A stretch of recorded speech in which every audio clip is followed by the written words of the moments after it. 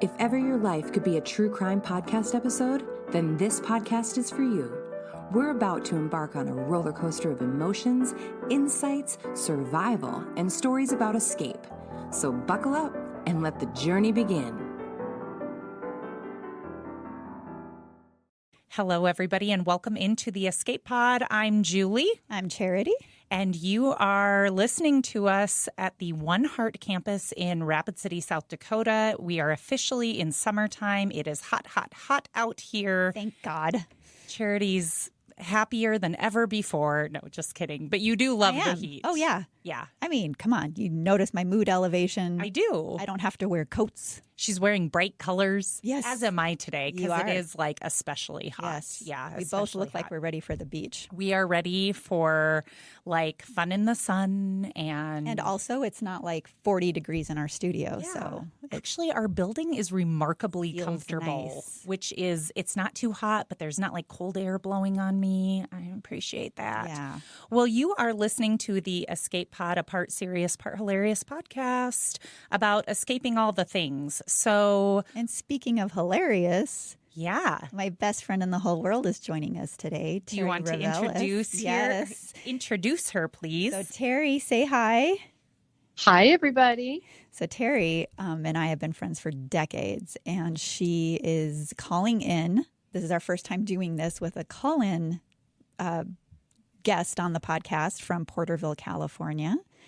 And she has a story about our subject matter today that it was one of the first stories she told me. And it was so funny. I'm like, ooh, we're going to have a real life. You're going to get to meet someone that's had this happen to them and what she had to go through to remedy the situation. So, okay. So before we get to our main topic today, what are you escaping from, Charity?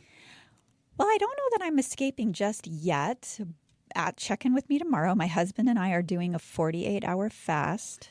Ooh. And right now, I mean, I feel great. Haven't wanted food. I almost had that when you were telling me about your snack pack before we started recording. But like, I don't know. I'm feeling good, so I can't. Oh, wait, no, I can tell you one. Oh, okay, no, so this is legit. So Saturday, we were downtown. We had a retreat, bunch of School of Mines alum in town. So we do our thing. We get in the car.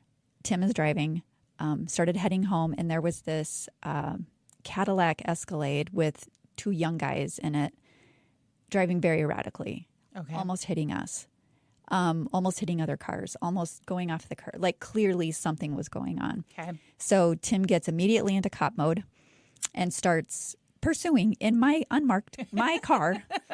And he finally says, call it in. So I'm like, shit, I'm on duty. And so I'm like calling dispatch saying, give me some grace. Lieutenant Doyle's telling me to tell you this stuff. And then they start speeding way up. This is down 5th Street. It's a residential area. So they get to the hospital, pull in, and then he thought for just a second, like, okay, maybe they're having a legitimate emergency because they pulled into the ER driveway. Yeah. He pulls in right after them. They whip a Yui and come straight at us. And of course, I'm thinking, oh my God, what if they have a weapon? They're going to come out shooting. They're going to come out with a gun.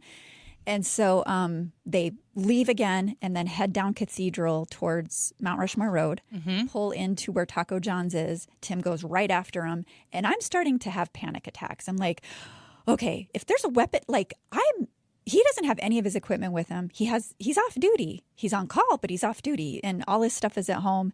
Like, there's nothing in the car. Like, what's going to happen? And they see us. They know we're following them. Oh, shoot. So I'm on with dispatch. I'm starting to get like a little ratcheted up.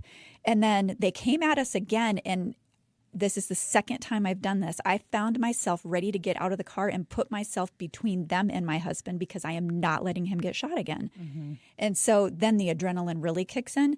So these guys get into the Taco Bell parking lot, almost hit a car in front of them. At least that slowed them down. Mm-hmm. They got their stuff. I said, can you at least get it? Like, we were right there. Like, so they can't see us. So Tim's like, all right. Shut my wife up for a little bit. Backed in so they really couldn't see us. They came out, headed back over to the same day surgery center, pulled in there, presumably to eat their Taco Bell. By then the first unit came, turned the lights on, and as soon as the officer got out of the car to approach him, those guys ran. They drove off very fast. But they were obviously under the influence and hit a dead end, so they didn't get very far. Okay. And then now there's like 3 units coming, pulls them out at gunpoint. But I don't know how at the time how many people are in the car. I'm left here like on one side of the parking lot with the phone, and my husband has no tools. He's not uniformed up. He has nothing, and he's over there. And I'm just like, if something happens to him again, like I'm going to kill him. But nothing happened. Nothing happened. But then the next thing I see is he's on one of them, cuffing one of them. And I'm just like, okay, I don't know where he pulled those cuffs out of, but because he didn't. No comment. No, he waited until it was safe. But it freaked me out because it happens all the time. Someone gets pulled over for something simple. They come out with a weapon. Yeah. And I just felt like we were completely exposed. And anyway, so escaping So you escaped. 0.24 under the influence. Wow. Ooh, that's impressive. Yeah. Yeah. So very, very, very impaired. 3 times the legal limit in South Dakota. Wow. Yeah. And in most states. Yeah. I think 0.08 is probably it in most states. Wow. So that's what we're escaping. And then all the adrenaline that kicked in for like 2 hours after that. I'm and I sure. couldn't sleep. I'm like, Yeah. okay. Terry, Yeah. what are you escaping from these days?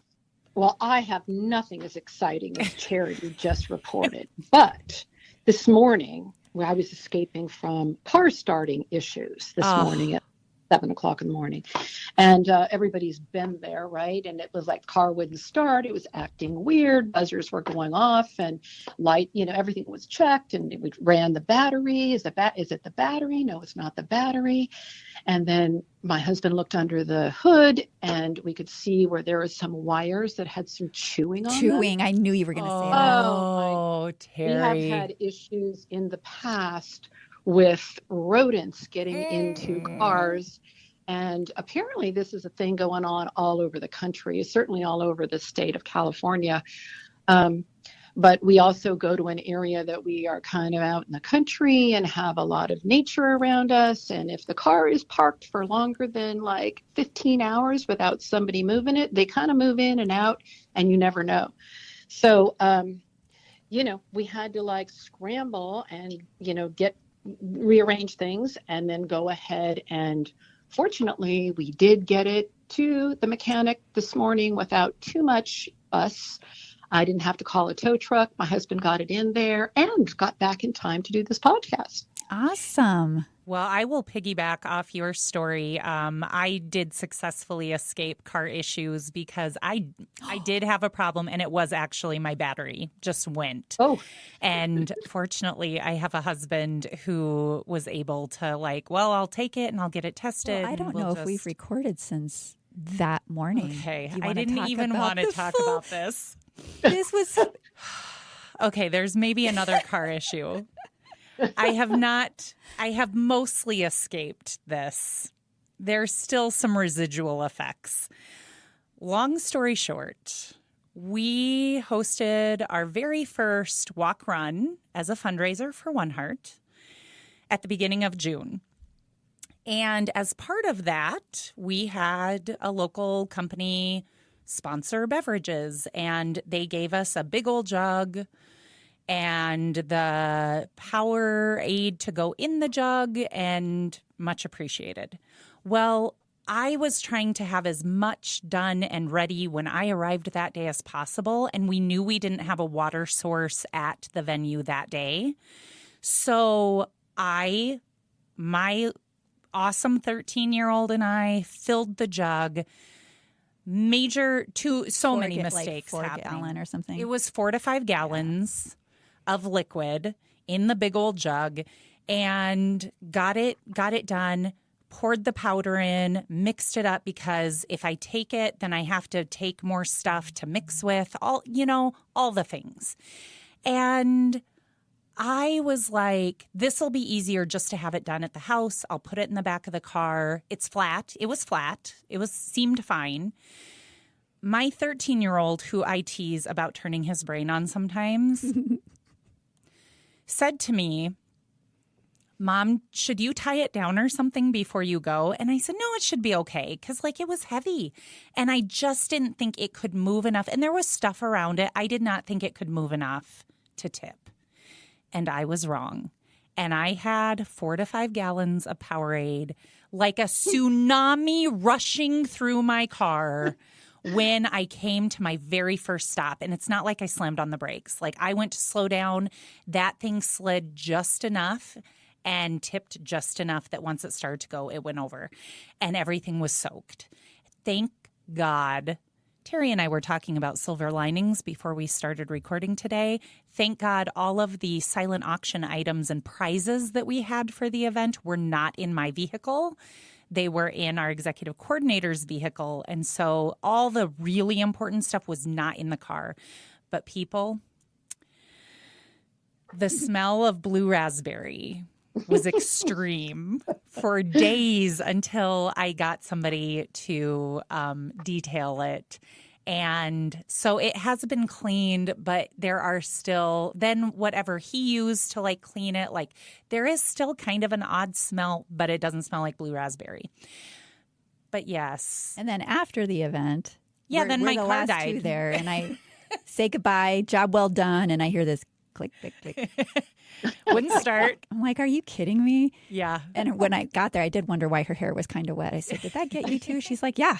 Oh, yeah. I'm like, do I smell like blue raspberry? Because it was like on half my shirt. And I mean, it came totally forward in the car. So it really was, it was like this gush of water coming forward. And luckily, like on the dashboard, but easy to clean off the dashboard. What it was like one side of the car, the floorboards were just soaked through.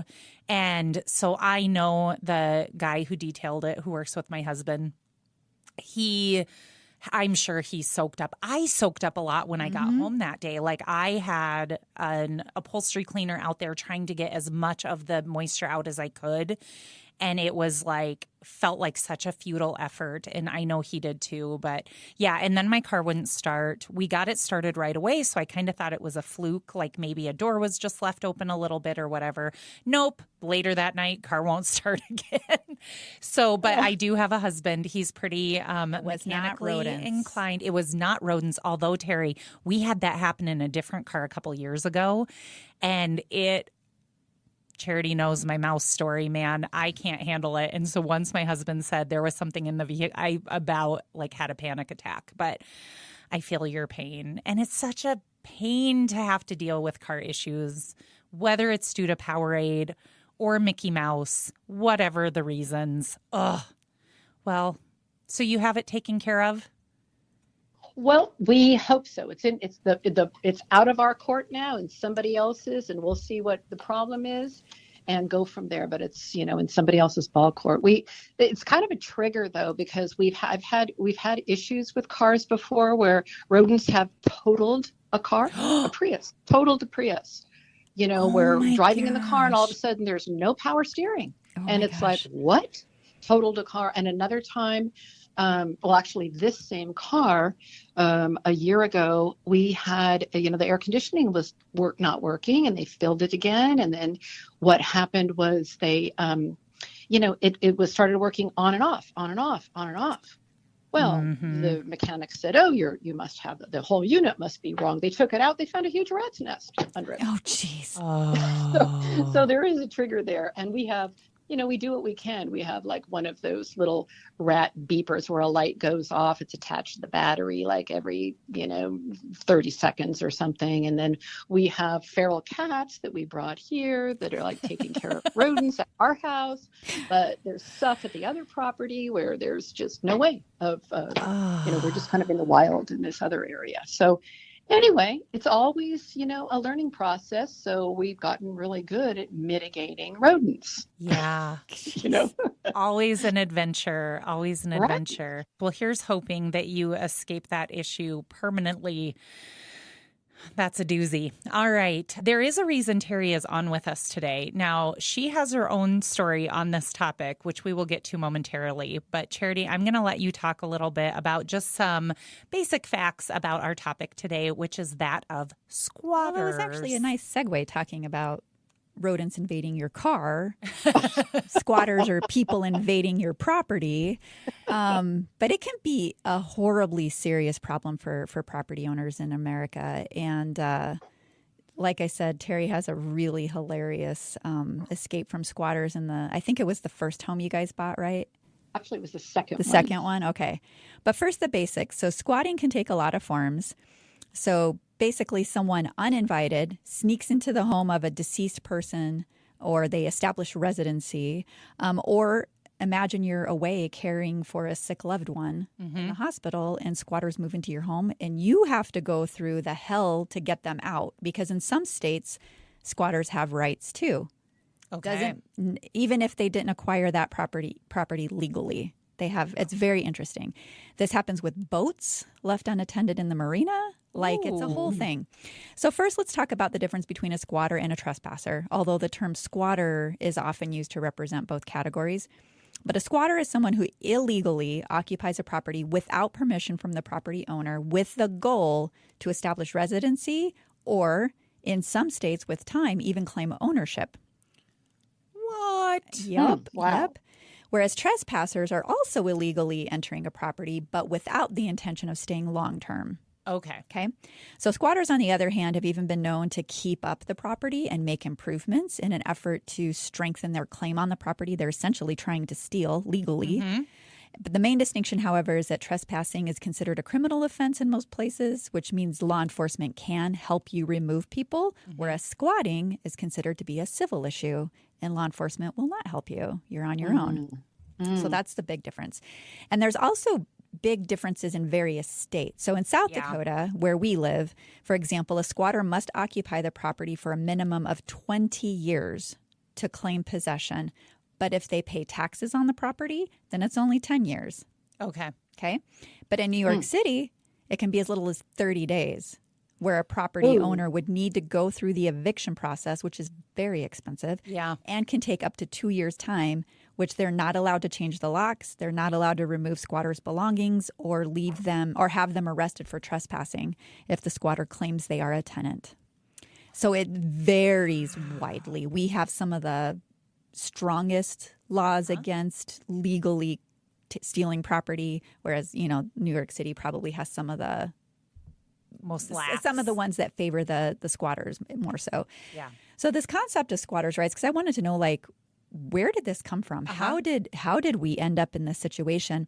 It actually came with the passing of the Homestead Act of 1862.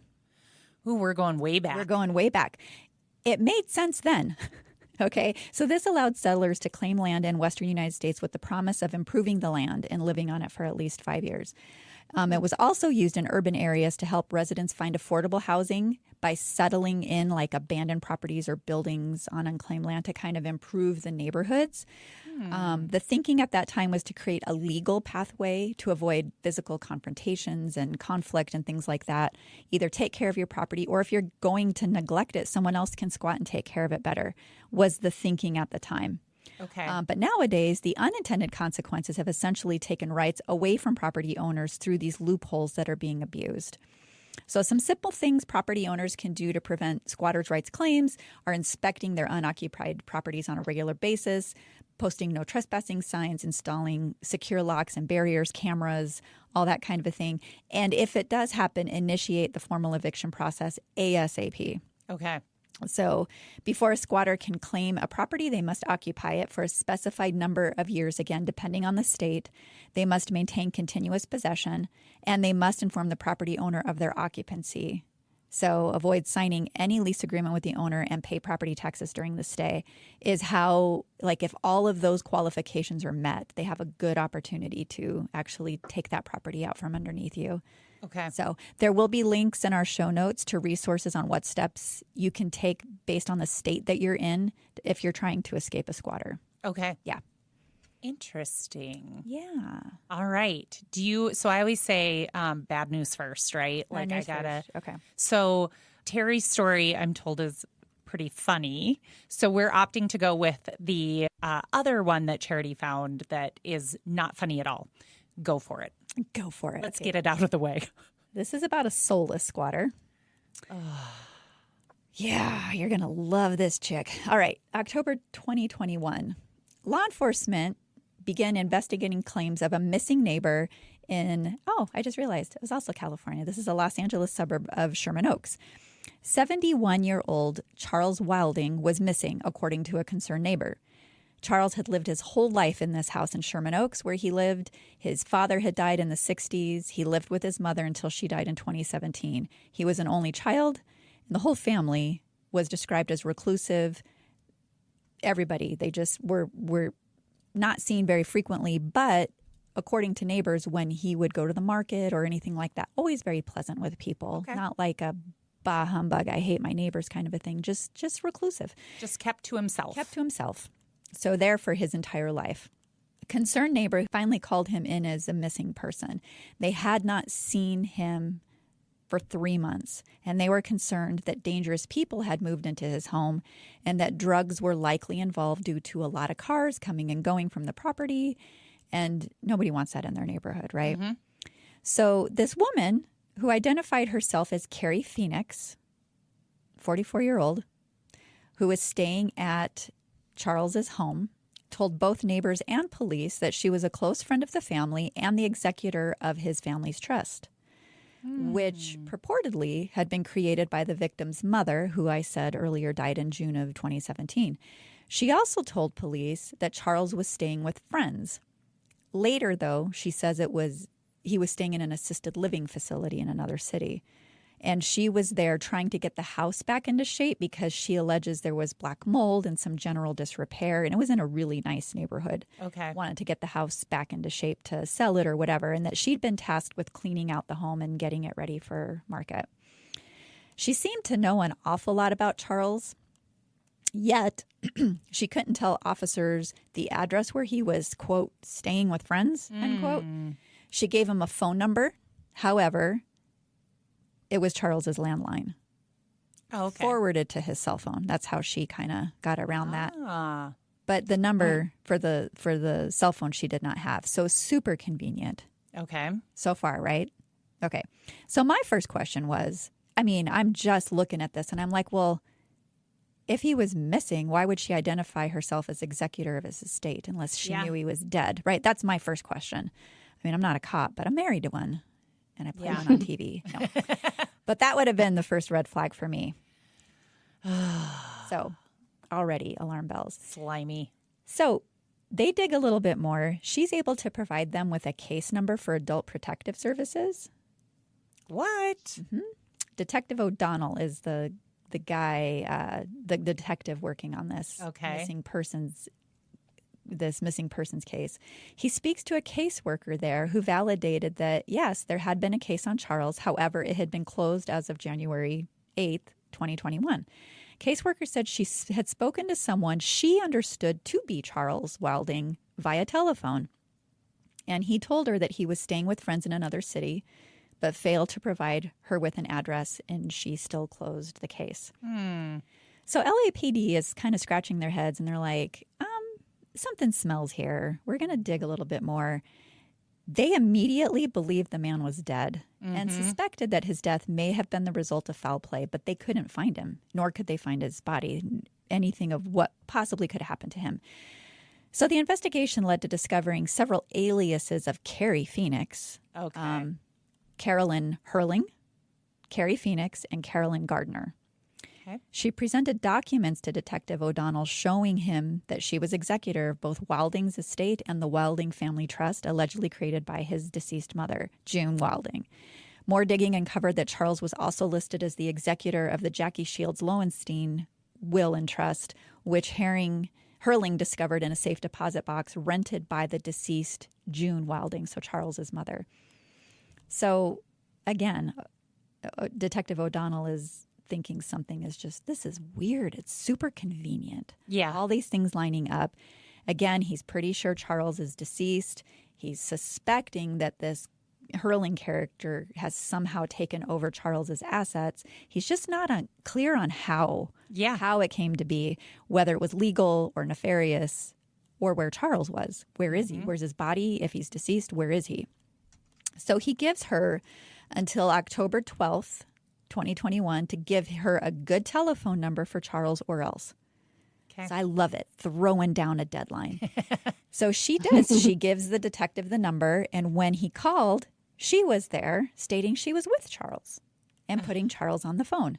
But when O'Donnell asked Charles his date of birth, his driver's license number, he couldn't provide them. Super convenient. She then gave O'Donnell an address where Charles was allegedly staying. Of course, detectives went there, and of course, they spoke with the occupant of the home, who said, yeah, he vaguely knew Charles, but hadn't seen him in years. The person turned out to be employed by Hurling and finally admitted that he had lied to investigators at her prompting, and it was even discovered that she paid him $5,000 to lie for her. Wow. Once he got the money, he came clean the next time he spoke with investigators, but only after he got the money. I was going to say. Yeah. I mean, priorities. And he told them that Hurling had hired him to, quote, take care of, end quote, a person who was threatening to turn her into police unless she paid them $50,000. He told her everything she wanted to hear to get that money out of her, but then he bailed. Okay. So O'Donnell goes to visit her again and just happens to see a receipt lying out in the open from T-Mobile with a prepaid cell phone number with the same number that she had provided law enforcement as Wilding's number. Interesting. Okay. So next step was to request a formal police interview with this woman.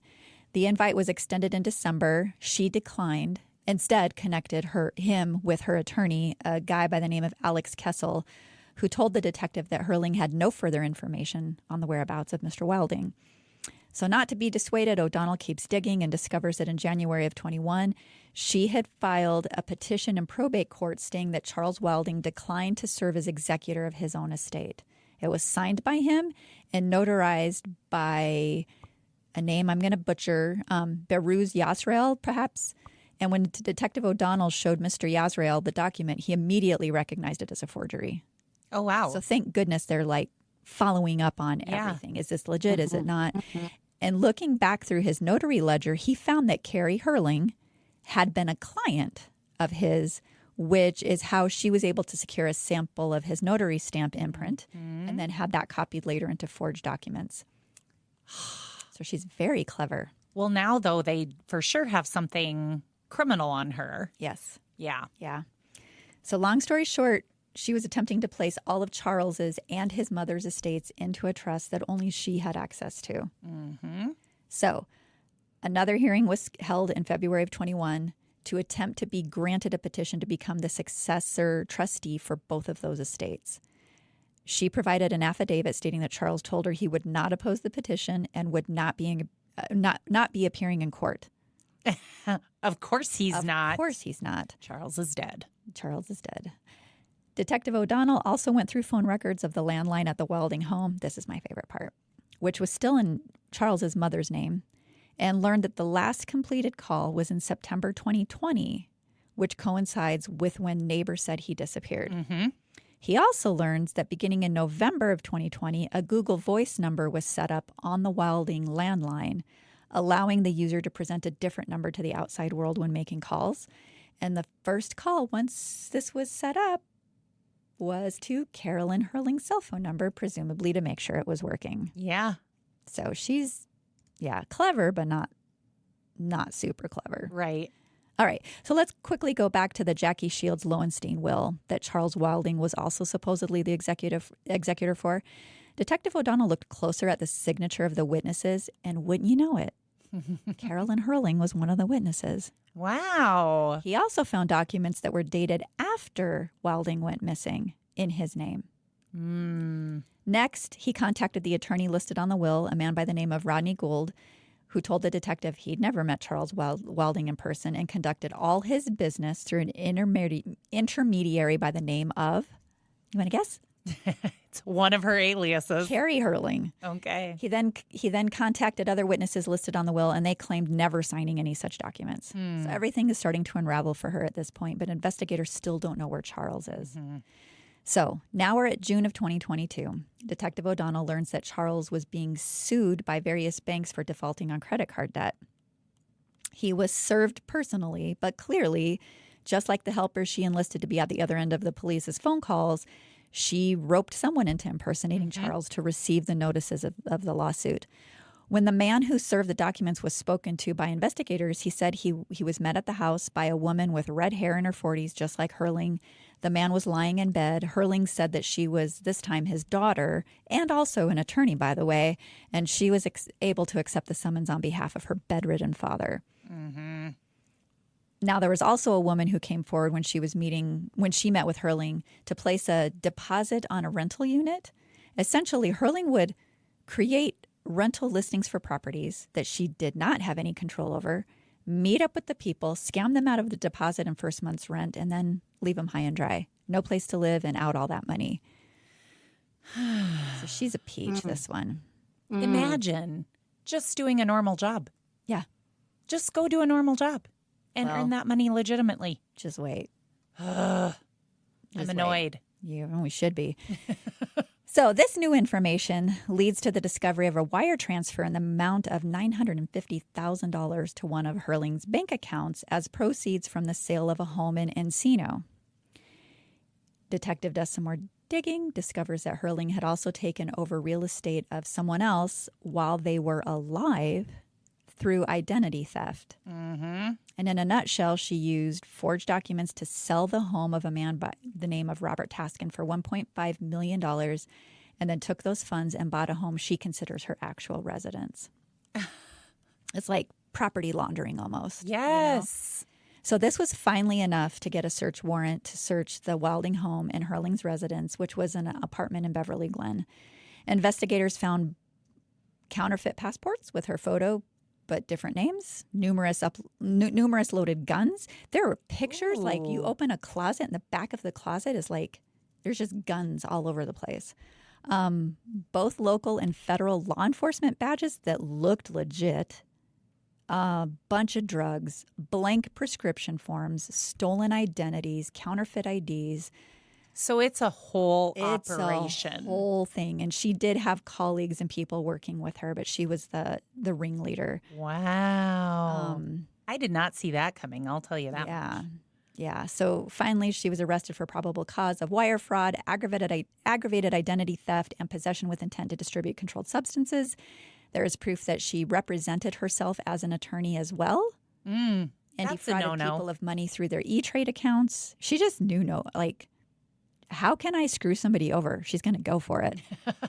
The victim of the Encino, California property theft, though, that actually led to his suicide. Oh, no. He was so distraught over, he lost everything. Yeah, I heard a local person sharing once a little bit about having been the victim of identity theft several years ago and still to this day, not being able to get a credit card because it ruined his credit. And it was a pretty serious thing, too, where they were 99% sure that the people who stole the identity were caught up in drug trafficking. And so it was little bits here and there, but it was essentially drug money going through different places with his name attached to it. So he cleared his name as far as anything criminal, but the credit issues that followed continue to follow. And it was a while ago. It's wild. Now he could kind of laugh about it. I do everything in cash pretty much because I have to. But there's been a fun one locally. Yeah. Here, see, Teri, we're going down a rabbit hole. Yeah. So I don't know if you heard about this, but there was somebody who was impersonating my husband. Oh, no. Yeah, so he would leave messages saying, "This is Lieutenant Doyle." But I can't remember if he would say Rapid City PD or the Sheriff's Department, which would be red flag number 1. Anyway, and basically trying to scam people out of money for warrants or whatever. And da-da-da-da-da. So Tim gets a hold of this number and he calls it. And guy answers the phone. And Tim goes, "Oh, well, this is the real Lieutenant Doyle." And within minute that phone was disconnected. That number was disconnected. Yeah. Well, on that note, because I just heard this story yesterday, one of the other swim moms was talking about having gotten a call like that. Somebody they say they're from the sheriff's department, sheriff's office.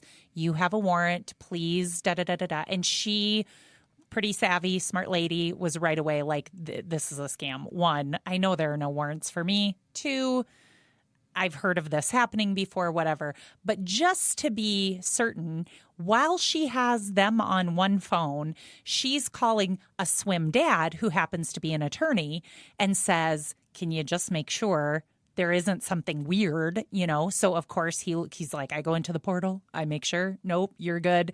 And she pretty much knew it was a scam anyway, but she just wanted the confirmation. And she kept them talking, and she wrote down all the information. And it was like where they wanted her to meet, or what they wanted her to do, where they wanted her to meet, all this stuff as long as she could. And then immediately contacted the real sheriff's office. And she said the phone number was the sheriff's office. Yep. She's like, it's impressive the links they go to. Oh, like that Google Voice thing we were just talking about. It Exactly. can make it look like. You can make it look like whatever. And so, but she said the real authorities were really grateful because, of course, she got more information that then could help them. It would be fun to kind of just mess with one of them. Yeah, she just kept going. She kept them up, got as much information she could, and then passed it over to the real people. And that way, you know, they can help, one, let people know, like, these are the techniques they're using, and then also potentially find the people, you know, behind it. But that just happened, like she said, just the other day. Yeah, okay. And, I think what it was is he was calling and saying, this is Lieutenant Doyle, something about a warrant, blah, blah, blah, money, gift cards, I don't know, something stupid. And then, but when you called his voicemail, because Tim kept calling back, the voicemail was Lieutenant Doyle with the sheriff's department. So when Tim was talking to him, he's like, you need to at least get the agency right, you dumbass, or something. Like, go get him. That was pretty funny. Isn't it crazy, all of these ways that we have to be vigilant and protect ourselves these days? And you know how, and especially for people who are, you know, our seniors and elders who cannot protect themselves and are so easily taken advantage of. Mm-hmm. Right. That's exactly what my friend said. The swim mom was just like, these poor people who don't realize that the call world isn't has real. changed so much. Yeah. So, okay. So go ahead with our crazy back lady. to our professional squatter and ended his life over all of this. He'd been telling authorities he'd been defrauded. No one was listening to him. Once he completed suicide, people paid attention, and they did find evidence that the quitclaim deed on file for his home was indeed a forgery. Okay. Little too late, right? Yeah. So she was sentenced to 240 months in federal prison in order to pay $3.9 million in restitution. Through court proceedings, it was learned that she and her co-conspirators would use Google Maps, and they would look for properties that appeared to be unkempt. So presumably people that were vulnerable or elderly, overgrown shrubbery, algae-filled pools, things like that. And then they would start working their illegal magic to steal these properties from people living or dead. She didn't care. In 2020, the Wilding house, she found that house. They broke in. He had evidently died in September. It is still unclear if she helped him along. Okay. Or if foul play was involved, or if he had died of natural causes. But they took over the property while his body decomposed in his house and looted his assets. And then they finally moved his body to her apartment where, Breaking Bad style, they attempted to dissolve it. I am horrified. Yeah, this is gross. But in case you didn't know, TV shows aren't real life. It didn't work. So they dismembered him and put his body parts in vacuum sealed bags and took them to the Bay Area. And they hired a sailboat operator to dispose of them in the water. Problem solved. And the victims' remains have never been found. But this crew is in prison, so. Well, there you go. Yeah. Scumbags. That's terrible. That is terrible. Ew. So any sick people out there who want to look into this story more, I'll have all the sources on the show notes. In the show notes, you're welcome to take a look, as well as some of the property owners' rights and resources to go to if this is impacting you. So. Wow. Well, Teri is still with us, so we know that didn't happen to her. Teri is an amazing storyteller, and she can launch into this one. So this was their second house that they bought. And was this also in Porterville? It was, wasn't it? Yeah. I've seen this house. Yeah. Okay. Do you want to tell the story? Yeah, and I was just going to say though, what a scary story that you just told, and that was in California as well. Yeah. And when we experienced this was like this was in the 90s, in the mid 90s perhaps. So we didn't know anything about squatters, and it wasn't such a big deal as you hear about now. I do hear now that it's pretty rampant. At least in California, there's all kinds of things that are going on, and probably across the country, with people who know how to use the system to their advantage. Right. And teach others to do the same and get crews and all of this, like you're saying, involved. But anyway, we didn't know anything about squatters at this time. It wasn't even on our radar. But this happened. My husband and I had moved out of Los Angeles, where there was gazillions of people, and we moved to this small town in Central California, where there was only maybe 50,000 people, and orange trees and olive trees at the foothills of the Sierra. There was no drama going on. It was pretty mellow compared to LA. And what happened is we found this really cute house, this 2-bedroom classic Spanish style house. One of those old houses that had solid wood floors and built-in furniture and French windows and just really solid, small but solid and strong. And it was in a nice older neighborhood, not fancy new one, but an older neighborhood. But no one lived there. We kept driving by it. No one was around there. And so we looked into it. And the story was that the owner had died. There was a small mortgage that was outstanding. And the house was being sold as a foreclosure. And we thought, wow, this is really cute, and it's like, what? Maybe we're going to need a house to downsize in when we get older, or maybe we could rent it out, or I don't know what, but maybe it's really, really cheap. Let's see what we can do. So we found out what we needed to do.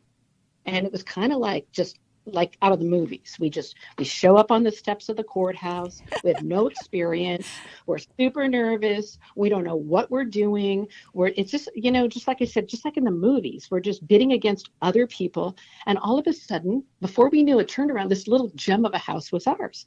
And we were so excited. We were like, oh my gosh, and waving our arms and super excited. We couldn't wait to get in and like make a plan and bring it back to its original beauty and find out what it was worth. I think we paid $35,000 for it or something. Nice. I mean, it was crazy. It was a super deal even then, like a crazy super deal. Roughly right? What year was this, Teri? Like say maybe 1993, 94, okay. Something like that. Okay. So yeah, 35 grand, still a good price, even in the 90s. Wow. Yeah. Yeah. And it had a big lot, right? And it had a big lot, solid house. And so we head over the next day. And the nightmare began. A bunch of people are living in our new little cute house. There was a 6-month-old baby. There was 3 other women of varying ages. And when asked, like, what's your name? Everybody's name is Maria. We had baby Maria, Mama Maria, Grandma Maria, and great Grandma Maria. Oh, there was a guy in the backyard. When I asked him his name, his name was Mario, Oh. So we had a bunch of Marias, and he was the only non-Maria there. Okay. So these people had moved in and they'd made themselves at home. And they had the utilities on, the phone, the water, the electricity. This was just like when there was landlines, right? Mm-hmm. No cell phones. A French window pane out the front window had been broken out to run the cable for the TV. Oh, they had cable too. Wow. Oh, yeah. Resourceful. TV. Oh, and I guess that the whatever heating that was there, the wall heater, the electric wall heater, was not good enough. So they brought this huge metal 50-gallon drum barrel on cinder blocks into the smack dab, like right in the middle of the living room. And that's what they were using to burn fuel to warm the house. And since they needed an exhaust, they just broke a hole in the ceiling and through the tile roof. Oh, my gosh. Let's just exhaust this, right? There were burn holes on the floor underneath this thing. And then, there was this psychedelic kind of multicolored oil paint everywhere on the walls and the bathtub, all over. May I ask, do we know why? Well, as we go through, you'll probably figure it out. But Okay. I'm just going to jump in and say that my husband's a firefighter, and I don't even usually get to light candles in my house, let alone like just burn a big old barrel of something in the living room. Right. Oh, right. My goodness. This is shocking. I mean, this was shocking. Our eyes were open and mouth agape and just couldn't believe it. Right. Wow. Yeah. So, but we diplomatically just took a few deep breaths and smiled, and very politely, my husband can be very polite. I just hold it in, he very politely let him know, hey, we're the owners and not sure why you're here, but you're going to need to find another place to live. At which point the ringleader, Grandma Maria, very aggressively and defiantly and rudely just got right up in my husband's face and stated, hey, we got a right to be here. We're not leaving, and there's nothing you can do about it. And that was the turning point. That was it. So we go to the police station, and, as Terry pointed out, there was laws, I guess. There was things that they could do and they couldn't do. We didn't know anything about any of this. So the only thing we could legally do to these squatters was to make a citizen's arrest. That's what we were told at the time. So what proceeded was daily, my husband, every single day for the next, 3, 4, 5 days, a police car would show, he would make a citizen's arrest. A police car would show up and take Grandma Maria away, and she would just wave her arms, screaming and yelling profanities at my husband, cursing him, putting all kinds of hexes on him. She said she was a witch. She had red hair and this bright purple shirt, and she's waving her arms and everything, and cursing as the police would put her in the car every single morning. And, then they'd process her, and she'd tell him she's renting from somebody, but again, didn't have any name or anything like that. Right. And so she'd be out pretty quick. And so we do it over and over and over again. It was kind of like Groundhog's Day, right? So I'd show up. It's so funny, but it's not. It's fun. But see, doesn't that the truth is like all these horrible, crazy stories that you go through make the funniest stories later on, or the ones you retell. Much because later, you came out of it hopefully on the other side of it. Right. Okay. Right. So, so what happens is every morning I decided immediately to bring a video camera, and this was not a phone thing. It was this big thing that you'd have to carry over and charge up, and video camera every morning. And I show up with a bright and cheery good morning and asking their names, and they'd all respond, Maria, Maria, Maria, Maria, Maria, and then I'd tell them they were trespassing. They weren't allowed to be here. I'd ask them to leave, and I'd videotape them, and they'd scatter, except for Maria, who would be arrested by the police, because by that time the police were there, right? Mm-hmm. And the police were taking her away and videotaping it all. And, every day, as I said, the others would scatter. And so, after the arrest, and we'd start cleaning and clearing out. But then we were told by the police, well, we can't get rid of their stuff. We have to store it. Yep. We have to put it in some kind of safe, protected area where they could access it. All of it, all of their belongings. So we decided to put it in the garage that was there. Oh, lo and behold, the garage had been divided into 4 parts. These people were renting it out to 4 different people. They were renting out the garage. So not only did they have this house, they were renting out the garage to 4 people. Oh my God. Then, to add to their income, we found all kinds of drugs and drug paraphernalia inside the house. Maybe that had to do That's with how they the paid psychedelic colors. Yeah. Utilities and I don't know. That's why they had cable. Yeah, maybe that was the testing room. We needed the psychedelic paint to shoot. see if our but apparently, the crazy thing was, okay, so there was this window right near the closet where we found all this stuff. And apparently they were selling them outside and had this drive-up window where people would come by and pick up their drugs. And convenient, Teri. Convenience is important in people's lives. Well, it's like, I don't even know if they had ATMs at the time, but these people apparently were very comfortable with what they were doing. It didn't seem to have any concern about they didn't seem to have any concern That about us poor being there, whatever. baby Maria, I though. know. Like, The baby I know. Maria. stand a Yeah. chance. Our heart goes out to her Yeah. for sure. Baby Maria. And the first time we walked in, we pushed the door open and it was ajar, and she was there sitting in a big armchair with nobody around. Oh my Just God. this like 6-month-old baby, right? And then when Mama Maria showed up, I don't know how old she was, 14, 15, 16, I don't know. But yeah. So we find out from the neighbors that there was this blanket in the window, the drive-up drug window, that belonged to the neighbors. And the neighbors had been hanging out their laundry to dry. And I guess these people stole it and used it to cover up the windows. The neighbors were terrified of them and just hid and, stayed away. And, what audacity, to just steal a neighbor's blanket that was hanging up and using it themselves blatantly. Yeah. So, that was sad, but, we were persistent and day after day, just making it clear that we weren't going away. We'd just show up with the video, doing the same thing. And the goal was just to not go away and making them uncomfortable and making their life miserable. Right. So I think they just got annoyed with us and burned out of dealing with us and our video camera and the police and the whole invasion of their life. Yeah. And so at the end, the great grandfather Mario, non-Maria, let us know that they'd found a new place to live. So my husband and our friend Guillermo just loaded up the truck with all their stuff and dropped off all their belongings, in one big pile out in front of their new place. So were they squatting there too? I didn't ask. I just didn't ask. They weren't squatting in her place anymore, and that's all she cared about at the time. How long, Teri, did that go on? Probably about a week or so. By the time, I don't know how long it was probably a few weeks, because we had their stuff. We had it in the garage. There were still people coming around. We were cleaning up. There was mess everywhere. But even the trash, we ended up just bagging it up and dropping it off for them. Anything we found anywhere in the house or whatever.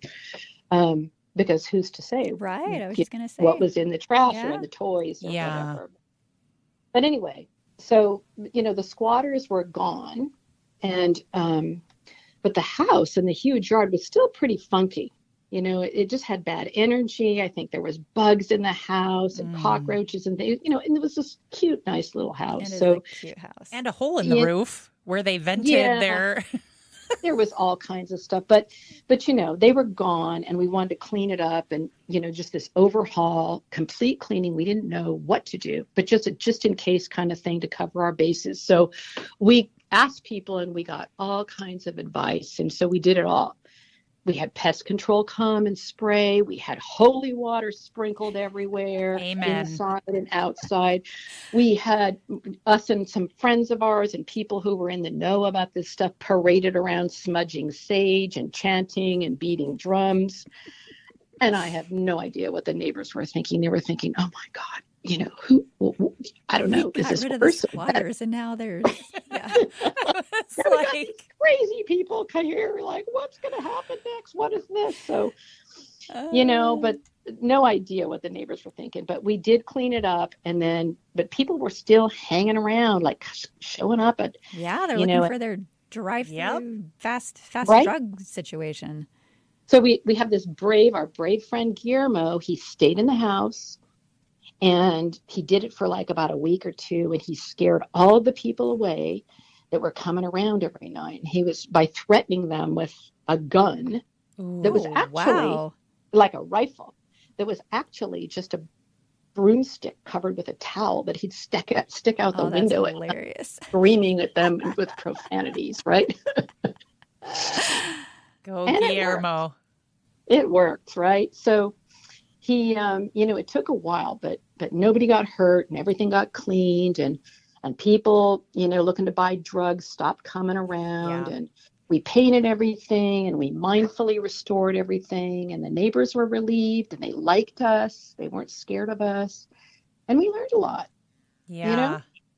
And by the way, we've had a pretty awesome life. So Grandma Maria's curses and hexes didn't work. I mean, it was between the holy water and the smudging. I think you took care of the bad vibes for sure. We had neighbors once who this was several years ago, that I was quite certain that that the gentleman living in this one place was selling drugs. And I said because they'd have people coming around at all hours, and you'd hear like the people banging on the door, and sometimes there'd be an answer and sometimes there wasn't. And the light would change. Like the outside light would be different colors. Like what colors? Like green, I think meant go. I'm selling. I don't know. Like I couldn't quite figure out. But when you would see him, he was pleasant. And I actually said to Charity's husband once, like, why wouldn't the neighbors, because it was, a multi-unit housing place. I was like, why wouldn't the neighbors call him in? To which Tim replied, "You don't call in your dealer, Julie." Which I don't know. I don't know that the others living in that complex were actually any customers, but they very well might have been. But I have to say, like, that wasn't the worst neighbor we ever had. To be quite frank, like because he did kind of just keep to himself. The one issue was when one day in the middle of the day, they were serving a warrant and they had to break down his door, I'm pretty sure, or authorities were threatening to break down the door. And I had like a toddler at the time, and I'm just like, oh my gosh, what is my toddler going to see today? But it ended up being okay. The guy was gone for a little while. Is this the house behind you? Mm-mm. Oh, okay. Nope, it was a different place. And he came back, though, and he actually, one day my husband was outside and he was like, I can't remember how he put it, but he did say something to the effect of like, yep, I got caught up with the law for a little while. And Jeremy's like, okay. And that was that.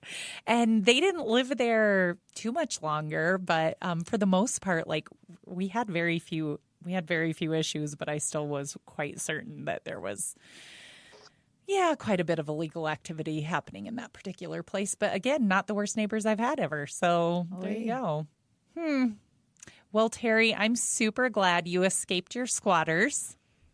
Yes. And it was quite something that we had no clue what to do, but we just sort of went with our gut. But, it's kind of one of those things you want to keep yourself safe, and perhaps we jumped in without thinking too much, but we did videotape stuff. Yeah. So if anything happened to us, we had some evidence. And I did call somebody who, it was actually a family member who was an ex-heroin addict. Oh. And if we start messing with these people who are, that are doing these drugs and selling stuff and like squatting in our house without realizing and selling stuff, are they going to like kill us or come after us or follow us and do something? And what he said to me, he said, nah, the worst they're probably going to do, they're afraid of the police. If the police are around, they don't want, the attention. And probably the worst they would do is take the air out of your tires, something like that. Okay. Yeah. So, but you always have to consider that. He didn't know about the hexes, though. Yeah, he didn't know about the hexes. And he probably, I don't know what he would have said about that. But well, your persistence paid off in just, I guess, making the most of what you could do. You did it. So I'm glad everything turned out okay, even though it was probably a ginormous pain in the butt at the time.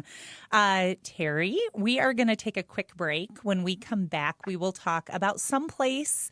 Can be a real place. It can be a mindset where we would like to escape to. So stick with us. We'll be right back on the Escape Pod. PSA time. To learn more about the One Heart campus, where we help people escape crisis mode and achieve self-sustainability, visit oneheartrc.org.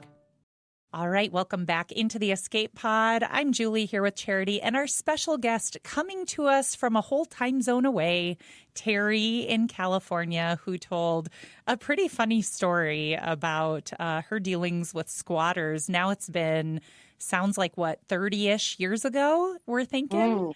Yep. Wow, time flies when you're having fun and getting rid of hexes on your home. So I will say the one thing that I have a lot of compassion for is the housing crisis we're in now, right? Right. That there are a lot of abandoned homes and buildings. And if you can't afford something, I mean, I do see where somebody would just be like, hey, nobody's in that house. If nobody knows I'm there, it's going to be fine. But hopefully, you know, we want people to go about things legally, of course. And so squatting is not the legal way to do it. FYI. Okay, so Teri, I know you're a podcast listener, so you probably know this is coming. But is there any place you would like to escape to in the coming days? Yes, as a matter of fact, this afternoon, I am going to escape right into our pool. Ooh. It is, as Charity was talking about the heat, like she loves it. I love it too. You know, I don't like June gloom like on the coast of California. I like where we live, it's a summer day every day. Yeah. But it can get pretty hot outside. It's going to be 104 today. So, you know, there's no working in the back, you know, there's no working this afternoon. And that's one of the things that just brings me immediate joy is jumping into the pool when I'm super hot. Yeah. And that just first jumping in there and that feel of that water on your body. I love it. So that's an awesome pool too. Yeah. And we actually just got it replastered and it's been you? like 5 weeks, because it was falling apart and cracking at the bottom and plaster was coming off. So about 6 weeks ago, we had it replastered, and so it's really fresh and new. So nice. So can I ask you, do you heat the water or you don't have to because the temperature is so hot you don't have to? Yeah, no, we don't heat it. Okay. It's great. I didn't know that about places. I have a friend in Phoenix, and they live not in an apartment, but they are part of a complex where they share a pool. And he said, well, you know, it's not, we were there and it wasn't super hot there yet. And he said that his stepkids would come and they didn't care. They just wanted to jump in the pool. But he's like, you know, it's not heated. So there are actually times of the year where it's not very warm. They'll still go. And I was like, oh, I didn't really think about that you wouldn't need to heat the pool. Because here, I mean, even when it's hot, you kind of need to heat the pools. I know we get such different perspectives depending on the state we live in and the city we live in. And we forget that other people, it's a whole different, Totally whole different deal. Yeah, in all ways, right? In many, many different ways. Yeah. But All yeah, right. so it's true. We don't heat the pool. We don't heat the pool at all, but we don't, it's pretty cold if you want to jump in April. You know, you're going to get pretty darn cold. So. I bet. Charity, where are you escaping to? Now I know you want to escape to Teri's pool, but I don't think you get to do that anytime soon. What am I going to escape to?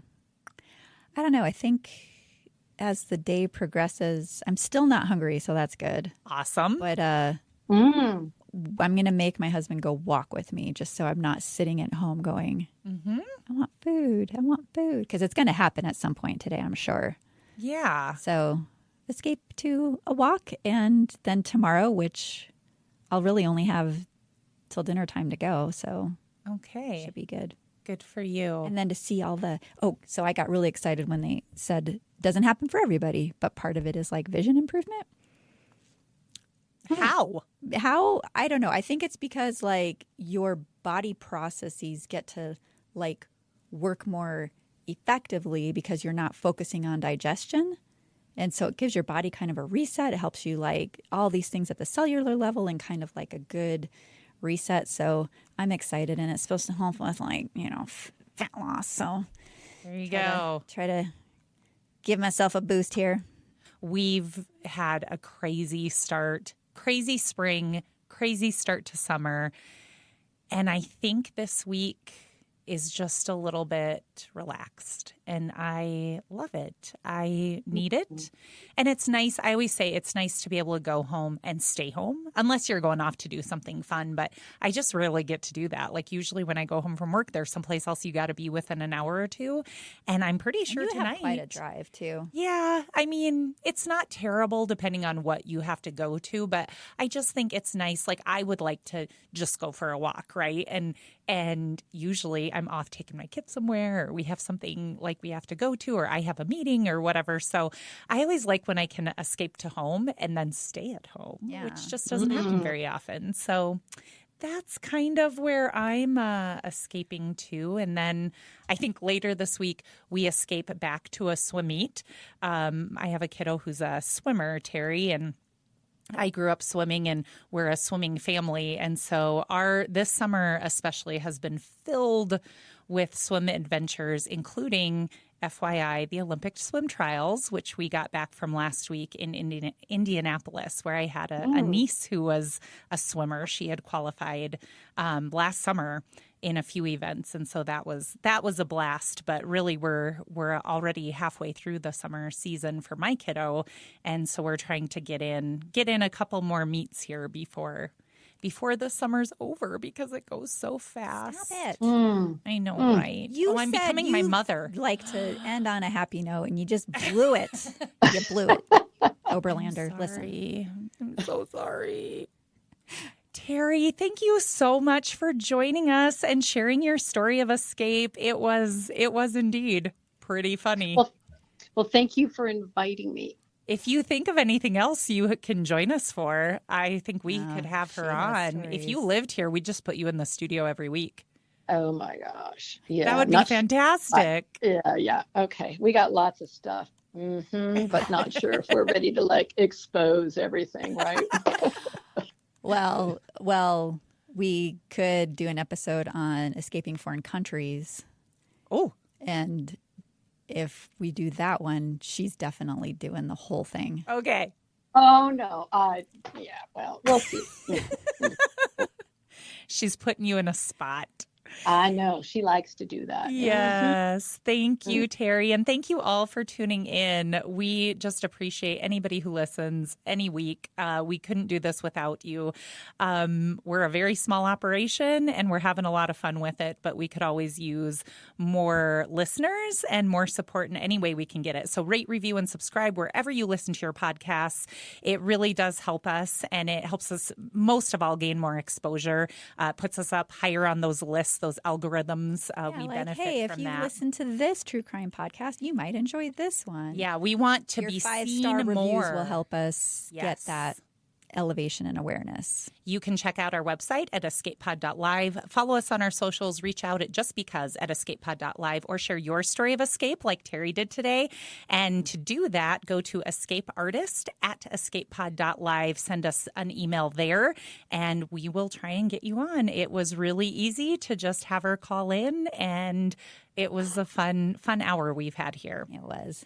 We are closing the hatch on this episode of the Escape Pod. Remember, trauma may be inevitable. How you grapple with it is optional. So stay resilient. And keep laughing. Thank you, Teri. Love you. You bet. Love you too. Bye.